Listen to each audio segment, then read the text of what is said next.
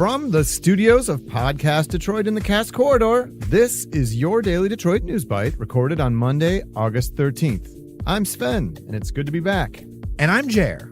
Beyond our headlines, Karen Dybis joins us to talk about what's happening with the historic Ossian Sweet House. And I'll catch up with Sven on the big stories as of late. Here's what to know and where to go around Metro Detroit after a word from our sponsor. Daily Detroit is brought to you in part by Milo Digital, a full-service digital marketing agency. Milo takes your campaign from concept to finish with quality strategy and implementation. You can learn more about them at milodetroit.com. The Queen of Soul, Aretha Franklin, is said to be gravely ill. That's according to multiple reports and family friend Evrod Cassimy, a WDIV anchor and reporter. Cassimy says that Franklin is resting with her friends and family and asking for prayers at this time. The 76-year-old Franklin wasn't born in Detroit, but she's made the area her home since a very young age.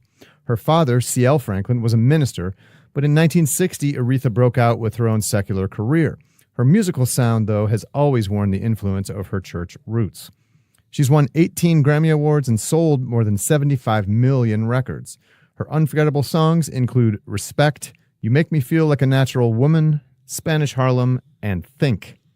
Stars from around the music industry have been sharing their support of Aretha, including Mariah Carey, Missy Elliott, and Ciara. I never knew what Detroit was like growing up in Minnesota, but it didn't take me long to figure it out. It was right in my wheelhouse. The hardworking people, the salt of the earth, and the great, loyal sports fans that are in this town. It's something truly special for all of us athletes that play here in Detroit. Legendary Detroit Tigers pitcher Jack Morris had his number 47 retired over the weekend. His career, which spanned from 1977 until 1994, had many accomplishments, including being one of the few players in Major League Baseball history to win back-to-back World Series with different teams. In fact, Morris won World Series championships with the Detroit Tigers, Minnesota Twins, and Toronto Blue Jays. Morris was an unusual success. Although he gave up the most hits, most earned runs, and most home runs of any pitcher in the 1980s, he also started the most games, pitched the most innings, and had the most wins of any pitcher in that decade. The Detroit Tigers haven't retired a number since Willie Horton's number 23 back in 2000. There will be a second number retired this year, the number 3 of Alan Trammell. Both Trammell and Morris were recently inducted into the Baseball Hall of Fame. That ceremony takes place August 26th. The historic David Stott Tower in Capitol Park will soon reopen as luxury housing and office space. According to the Freep, asking prices for the apartments could set a new record for price per square foot in downtown Detroit. Dan Gilbert's Bedrock real estate arm tweeted a photo Saturday of the 38-story Art Deco tower fully lit.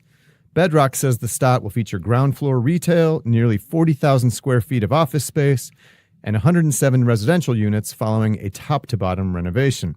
Bedrock purchased the tower in 2015 from a China-based investment company. It's been vacant since earlier that year when a pipe burst and flooded the building. Studios are listed for up to $1,540 a month, while a 1,400 square foot three-bedroom unit could go for as high as $5,000. By one popular rule of thumb measure, that means a person would need to make at least $200,000 a year to afford the three-bedroom unit. Apartments will feature 9 to 12-foot ceilings, herringbone wood floors, quartz and granite countertops, custom millwork, and other amenities. The building first opened in 1929. Pre-leasing is now open at thestotdetroit.com. On the phone, I am glad to be joined by Karen Dybis. She was out covering a very special announcement today that had to do with Detroit's history. Karen, how are you doing today? Fantastic. Thanks for asking. So why is the Ossian Sweet House important?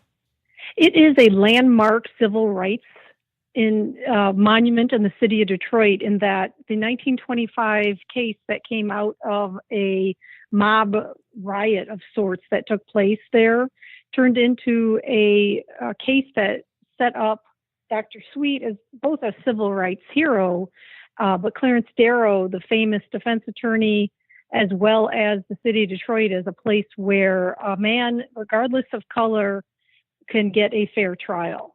So it gave light to Frank Murphy, who's now obviously the Frank Murphy Hall of Justice, and different people became household names because of this murder trial that took place back in the 20s. Right. That wasn't really, it was the 1920s, but that really, in the course of human history, really wasn't all that long ago. No, and it really set up, as the city of Detroit wants to establish through this historic district, the changes that would soon occur through the decades to come in the end of redlining, in the no longer having covenants where people of color could not live in certain neighborhoods, or these neighborhood associations that would pop up that would try to drive people out if they were considered so-called undesirable. And it led to a lot of changes that would occur as far as like grassroots organizations like the NAACP having some teeth and being able to say, look at what we were able to accomplish. Everybody's nickels and dimes in the church baskets on Sunday led to the NAACP being able to hire a great attorney like Clarence Darrow to represent the suites, for example. So what exactly happened today?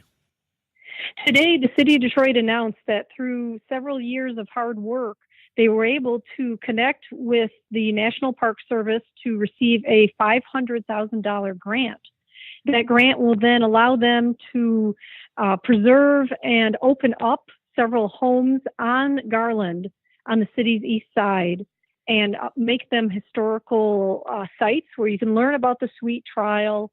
You can actually go into the home. The family that currently owns it is going to make it publicly available during certain times. And then the neighborhood itself will also have more of a preservation, where the area is already under a neighborhood effort to preserve single-family homes in that district, that kind of Island View and East Side area.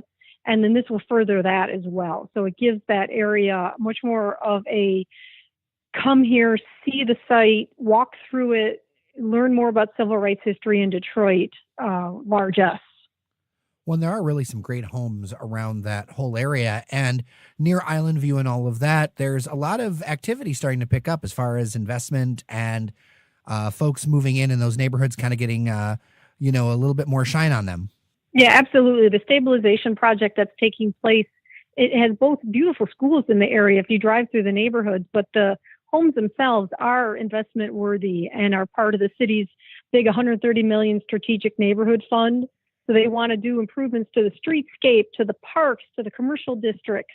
So all around that Garland and Jefferson area, the East Village and the Island View area are part of this larger development project. And then the Ossian Sweet Historic District will serve as quite a landmark and a draw for people of all backgrounds. So is there a timeline for any of this? When can people start to expect to see things happening? Well, the city already has the money in hand, so they've completed that transaction with the National Park Service.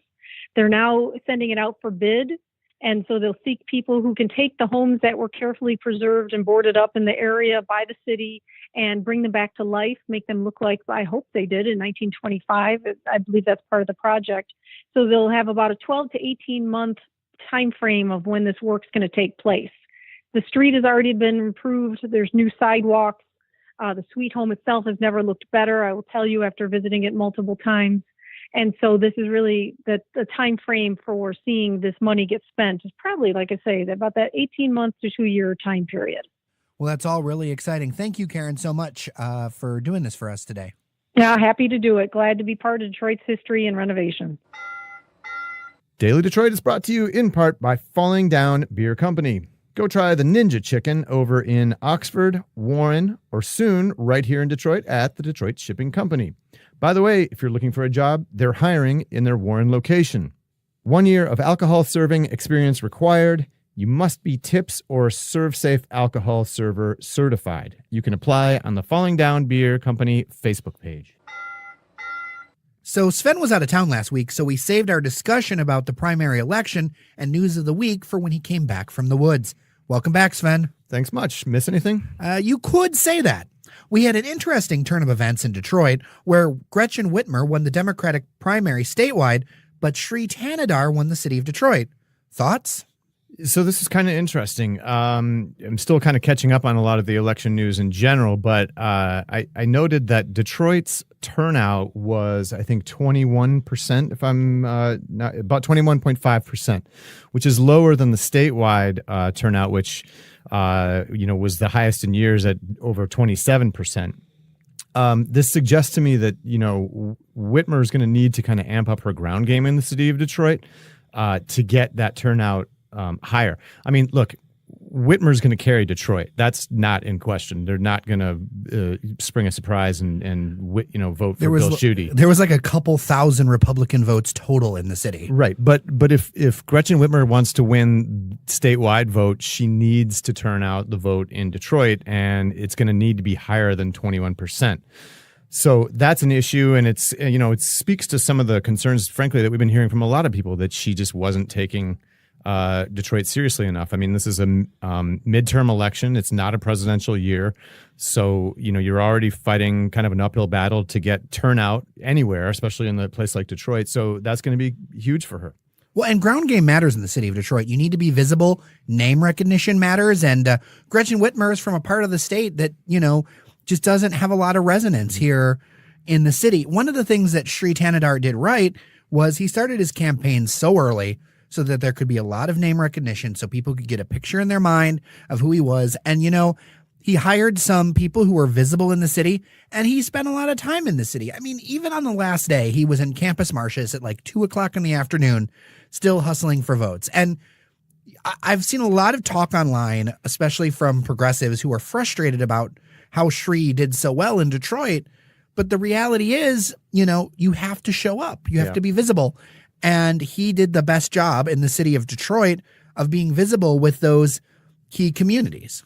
Although it was widely approved in Wayne and Oakland counties, the smart bus millage squeaked by in Macomb with just 23 votes. Sven, what do you think gives? Well, I think my reaction is probably the same as just about everybody else that I saw, which was, wow. I mean, 23 votes, that's incredible. I saw some reaction on social media, saying that this illustrates, the whole principle of every vote matters, and that, throws out the idea, people say, well, my vote doesn't count, it doesn't matter anyway, that this puts that to the lie, because 23 votes, right? That's incredibly slim margin. Macomb County, we've talked about it before. We talked about this ballot proposal before the election a couple weeks ago. It fell to kind of the anti-tax, pro-Trump sentiment that seems to have taken hold in Macomb County. I think, certainly confusion over, this millage renewal for the smart bus. There was a lot of confusion between that. A lot of people thought it was the Regional Transit Authority proposal, coming back again, which it wasn't. It had nothing to do with that, really. And then, Jerry, you found the interesting vote, like a vote map of how every community and precinct and everything voted. You shared it on the Daily Detroit Facebook page, which I encourage listeners to go check out, because that's really interesting. I mean, outside of like a little ribbon on southern Macomb County and Mount Clemens, it looks like it went down solidly in much of the county there. Well, absolutely. And I think you're seeing a shift in how Macomb County voters operate. They've always kind of bucked the trend. I wonder if we're looking at a future where Macomb is a lot less interested in participating in the region as a regional player and views itself as its own, especially when you see online and see the comments of people saying, well, this is the country or things like that. It really shows how Macomb County in a lot of places views itself as a community unto itself. Right. Not part of Detroit. It's Macomb County, but it's not really Metro Detroit or something. Speaking of not feeling like you're part of Detroit, Al Brooks Patterson seems to have been the talk of the town last week with his comments worried about suburban businesses being stolen by the city of Detroit. Sven, I mean, I had an editorial that I put up my thoughts up on the site. What were your thoughts? Well, it's the latest example of Brooks just seeming like, the modern era is leaving him in the dust and passing him by. And I don't like to point out people's age and I don't want to bring people's age up as a point of criticism or anything, but he really just seems like he's starting to lose the plot here. I don't know how else to describe it. I mean, to me, the thing that really stands out is the incredible irony of Brooks attacking a group of CEOs and the president of the Detroit Regional Chamber, Sandy Barua. I mean, these are exactly Brooks Patterson's people. These are his pro-business, core Republican, Oakland County residents. and now he's attacking them. I mean, it's just like it defies reason. He's putting himself so far out on a branch at this point. I don't know what else to say. I mean, I think he needs to retire. A legal analysis by Detroit's law department says that City Council President Brenda Jones may be able to keep her local seat while serving for a brief time in U.S. Congress. Jones won election to about 2 months as a congressperson representing Detroit's 13th district, while former state rep Rashida Tlaib won a full 2-year term. The seat was recently vacated by John Conyers Jr., who was the House's longest-serving congressman and a civil rights icon. He left in the aftermath of allegations that he sexually harassed female staff members and secretly used taxpayer money to settle a harassment claim. An attorney working on behalf of the city said that his analysis found no ban against a member of Congress holding local office and that the House's own publication suggests it's possible. However, he said other things should be taken into consideration, such as the fact that most of the term would be while City Council was in recess. Jones's term in Congress would begin after election results are certified in mid-November and conclude January 2nd, 2019. The City Council president hasn't publicly indicated what she plans to do. On the Detroit side of Mac, between Outer Drive and Cadue, sits East English Village, a neighborhood built between the 1920s and 1950s. It's a neighborhood that doesn't always get much press attention, but maybe now it will. The area is one of 136 neighborhoods nationally to garner an A in the 2018 Neighborhood Housing Index. The index includes only neighborhoods with median home prices under $100,000. Adam Data Solutions ranked nearly 11,000 neighborhoods across the United States based on affordability, home price appreciation, school scores, crime rates, unemployment rates, and property taxes. Sunoco stations across Detroit are being sued in federal court. They're accused of selling Viagra without a prescription as an all-natural male enhancement pill. The lawsuit was filed on behalf of Outlaw Laboratory and says that Sunoco is buying cheaply manufactured pills from China that contain the active ingredient in Viagra, sildenafil. Outlaw makes a variety of male enhancement pills with no sildenafil and claims that the Chinese-made pills are unfair competition. They also say it's dangerous to men who are unknowingly taking prescription-strength drugs. The suit claims that the pills were sold as a variety of Rhino products. Attorney Robert Toller says that gas stations pay $1 or $2 per pill, then mark them up 500% to earn big profits. That's it for our show today, friends. I'm Sven Gustafson. Thanks so much for listening to the Daily Detroit News Bite. If you like our show, tell a friend or subscribe to us in your favorite podcast app. And I'm Jeremiah Stays. Take care of each other, and we'll see you around Detroit. You're listening to the Podcast Detroit Network. Visit www.podcastdetroit.com for more information.